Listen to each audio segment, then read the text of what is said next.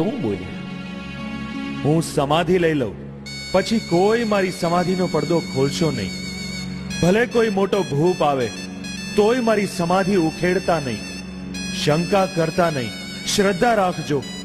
જ્યાં ધોળી ધજા, ઘીની જ્યોત અને ગુગળનો ધૂપ થશે ત્યાં મારી પૂજા ગણાશે. બોલો રામદેવ પીરની હરિ ઓમ, બોલો હિન્દવા પીરની હરિ ઓમ.